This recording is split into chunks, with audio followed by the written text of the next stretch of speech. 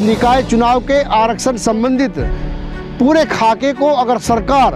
पहले से कोर्ट में रखती,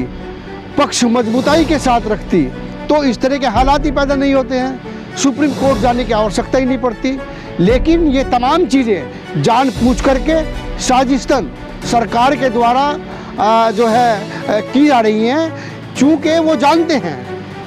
कि जिस ओबीसी वर्ग के लिए वो तमाम चीज़ें करने की कोशिश कर रहे हैं, ड्रामा कर रहे हैं, वो ओबीसी वर्ग अपने हक और अधिकारों के प्रति मृत शैया पर पड़ा है। सरकार कहीं ना कहीं ओबीसी के जो वर्ग के जो लोग हैं उनके हक और हकूक़ों को मार रही है।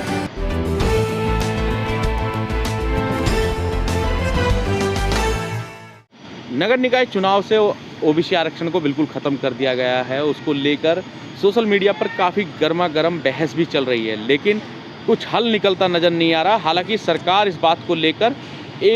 सुप्रीम कोर्ट जाने की बात ज़रूर कर रही है। क्या कहेंगे आप? देखिए, कोर्ट का ये फैसला और सरकार का सुप्रीम कोर्ट जाना, सरकार का ओबीसी आरक्षण को लेकर के सुप्रीम कोर्ट में जाना, मुझे लगता है कि महज एक ड्रामा है, एक दिखावा है, एक ऐसे समाज को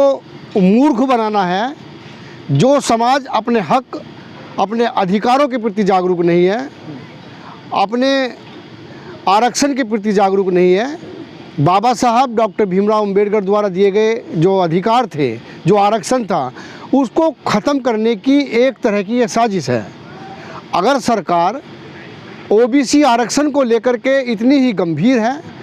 ओबीसी के जो पिछड़ा वर्ग है उसके सामाजिक, आर्थिक, शैक्षणिक तमाम तरह के उसके विकास को लेकर के इतनी ही गंभीर है, तो क्यों नहीं सरकार जातिगत जनगणना कराए। जब जाति की गत जनगणना होगी तो किस जाति की कितनी संख्या है,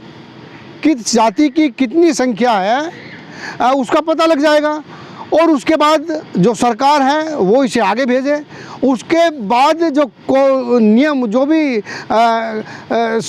जातियों के लिए जो आरक्षण के हिसाब से जिस तरह के भी नियम बनाए जाते हैं या जो भी स्कीम होती है, जो चीज़ दी जाती है, वो ऑटोमेटिक मिल जाएगी। सरकार जिस तरह का ये ड्रामा कर रही है वो इस बात का प्रतीक भी है कि सरकार कहीं ना कहीं ओबीसी के जो वर्ग के जो लोग हैं उनके हक और हकूक़ों को मार रही है, उनके अधिकारों को मार रही है। दरअसल ये पूरा खेल एक ख़ास विचारधारा और ख़ास जाति को फ़ायदा पहुंचाने के लिए तमाम चीज़ें की जा रही है। मेरा ये मानना है कि ओबीसी के जो निकाय चुनाव में आरक्षण जो ख़त्म हुआ है उसको लेकर के सरकार अगर पहले से गंभीर होती, अगर ओबीसी जातियों के इस निकाय चुनाव के आरक्षण संबंधित पूरे खाके को अगर सरकार पहले से कोर्ट में रखती, पक्ष मजबूताई के साथ रखती, जो पक्ष जिस मजबूताई के साथ रखना चाहिए था अगर उस तरीके से रखती, तो इस तरह के हालात ही पैदा नहीं होते हैं, सुप्रीम कोर्ट जाने की आवश्यकता ही नहीं पड़ती। लेकिन ये तमाम चीज़ें जानबूझ करके साजिशतन सरकार के द्वारा जो है की जा रही हैं, चूँकि वो जानते हैं कि जिस ओबीसी वर्ग के लिए वो तमाम चीज़ें करने की कोशिश कर रहे हैं, ड्रामा कर रहे हैं, वो ओबीसी वर्ग अपने हक और अधिकारों के प्रति मृत शैया पर पड़ा है। क्या यही कारण है कि ओबीसी समाज की तरफ से कोई ऐसी एक्टिविटी, कोई उनके संगठन की तरफ से ऐसी कोई एक्टिविटी अभी तक नहीं हुई है? इतना बड़ा फैसला जो है वो हाई कोर्ट ने लिया है आरक्षण को लेकर। बिल्कुल, ये बेहद आश्चर्यचकित करने वाली बात है और दुर्भाग्यपूर्ण बात भी है कि ओबीसी वर्ग बहुत बड़ी संख्या में है इस देश के अंदर। ये फैसला आ जाने के बाद भी और सरकार की इस तरह की मनोस्थिति के बावजूद भी कोई प्रोटेस्ट नहीं है, कोई जागरूकता नहीं है, कोई सरकार पर दबाव बनाने के काम नहीं कर रहा है। अगर यही आरक्षण एससी समाज का होता तो निश्चित तौर पर देश के अंदर बहुत बड़ा आंदोलन खड़ा हो जाता। अगर यही आरक्षण के मामले को लेकर के अगर जो 10% सवर्णों को आरक्षण दिया गया है, अगर उसमें छेड़छाड़ होती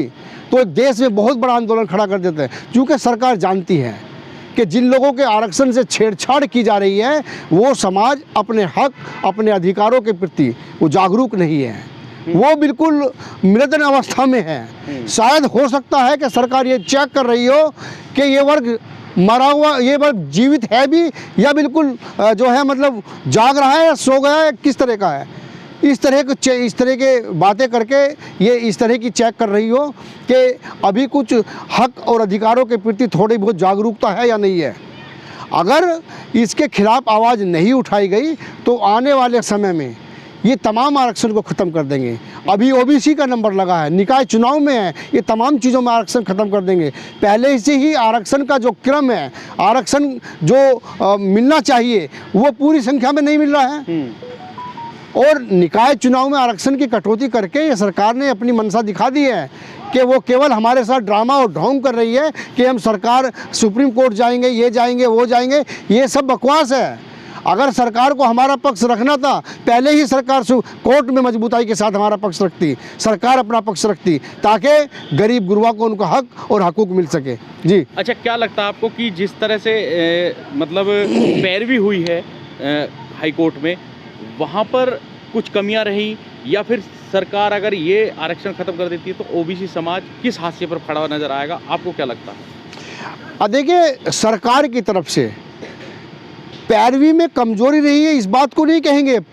पूरी लापरवाही बरती गई है और ये केवल बहुत साजिश के तहत ये काम हो रहा है, बहुत साजिश के तहत ये काम हो रहा है और साजिशतन इस तमाम चीज़ों को किया जा रहा है। अगर निकाय चुनाव में आरक्षण ओबीसी का ख़त्म हो जाता है तो आपको कोई नगर पंचायत नहीं मिलेगा, चेयरमैन नहीं मिलेगा, आपको आपका मेयर नहीं मिलेगा, आपको सभासद नहीं मिलेंगे और जो आपके गली मोहल्ले हैं जिनको सिलम कॉलोनी कहते हैं, जहां आप लोग ज़्यादातर वास करते हैं, हम सब लोग, वहां विकास कार्य नहीं होंगे। आपकी कॉलोनियों में आपके बारात घर नहीं बनेंगे, आपके पंचायत में आने वाली जो आपकी सुविधाएं हैं वो नहीं बनेगी, शिक्षा की लाइब्रेरी नहीं बनेगी। इन तमाम चीज़ों का फ़र्क पड़ेगा जब अपने लोग जीत कर के जाते हैं या किसी जाति का प्रतिनिधित्व करते हैं सरकार में जाकर के, किसी निगम में जाकर के या किसी एडमिनिस्ट्रेशन में जाकर के, तो वो जो प्रतिनिधित्व करते हैं वो हालात को जानते हैं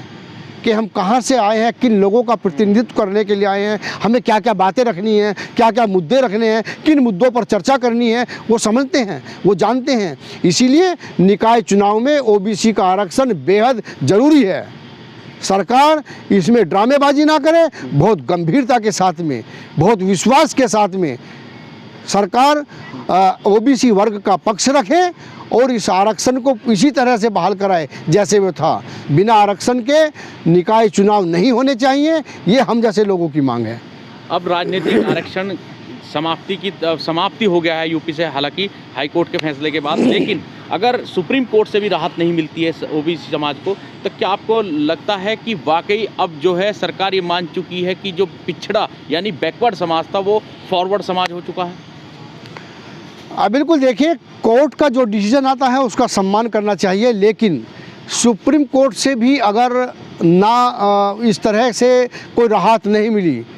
राज्य सरकार के वहाँ जाने के बाद भी या ओबीसी के तमाम जो संगठन वहाँ जाएंगे, अगर उससे भी राहत नहीं मिलती है, वहाँ भी आरक्षण नहीं मिलता है, वो भी ख़त्म करने का आदेश जारी करते हैं तो ये एक बहुत बड़ी क्षति होगी, ओबीसी वर्ग की एक बहुत बड़ी हानि होगी। चूँकि ये जो ओबीसी वर्ग है इसका बहुत बड़ा तबका अभी शिक्षा के क्षेत्र में पिछड़ा हुआ है, सामाजिक क्षेत्र में पिछड़ा हुआ है, आर्थिक क्षेत्र में तो बेहद पिछड़ा हुआ है। आप जाइए मुजफ्फरनगर, बलिया, बस्ती, एटा, मैनपुरी, घरों पे छप्पर भी नहीं है ठीक तरह से, बच्चे पढ़ाई के लिए जाते हैं, उनके पास कपड़े नहीं है पहनने के लिए, फीस देने के लिए पैसे नहीं हैं। जिस देश में 80% से ज़्यादा लोग स्मार्टफोन का यूज़ करते हों, ओबीसी वर्ग के लोगों के पास आप जाइए, वहाँ आपको सादा फ़ोन भी उनके पास नहीं मिलेगा। इस तरह के हालात हैं। इस वीडियो में कही गई सभी बातें वक्ता की अपनी राय है, जिसकी पुष्टि हम या हमारा चैनल नेशन टाइम नहीं करता।